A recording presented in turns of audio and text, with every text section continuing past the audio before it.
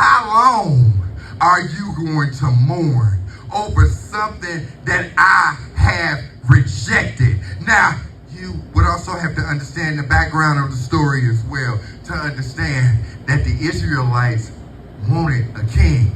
At the time, they didn't have a king, but they wanted a king because they wanted to be like everybody else. And God was opposed to giving them a king. And here's the reason that I would have been opposed to it as well. Because God didn't want them to give another man credit for what he was already doing for them.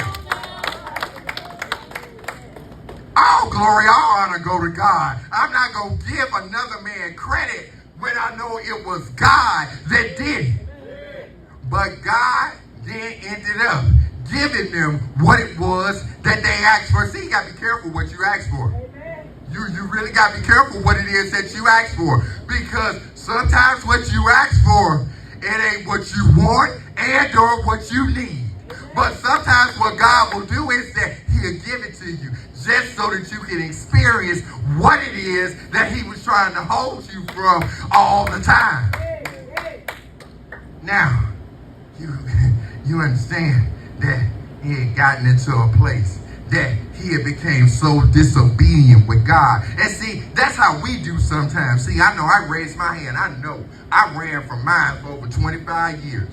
I ran from it every time the Lord would speak. You ain't talking to me. And I was like, my mom would say, I was kind of bold with it because I love music so much that I thought waving my arms in front of a choir was going to be my life duration. Until the Lord spoke and said, no. But what you have to understand is that even within your disobedience, God still gives you signs. And what are those signs in which it is that he gives to you? Well, God gives you signs, especially when it comes to you and says his hand ain't on something. Especially when he sits there and says that he's rejected it. But here's the thing in which you have to be able to understand is two things. Desire and discernment. Because what will hold you in a place of stuck and allow pride to then come in, and pride will then come in and say, I'm not going to let this go because I'm not going to leave this empty-handed. What will keep you in a place of stuck is pride. What will keep you in a place of stuck is desire. Because, see, you can want something or someone or anything in the world so badly that you will manipulate your mind to think that it's the will of God and everything else around you showing that it ain't. Amen. Amen.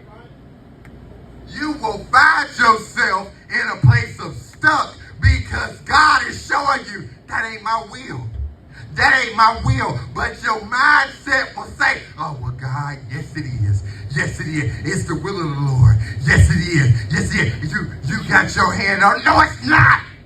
I'm a living witness to it. I was married to somebody that I said God sent. God didn't send that mess. It was me that manipulated within my mind to sit there and say that it was God. And it took God to almost destroy me.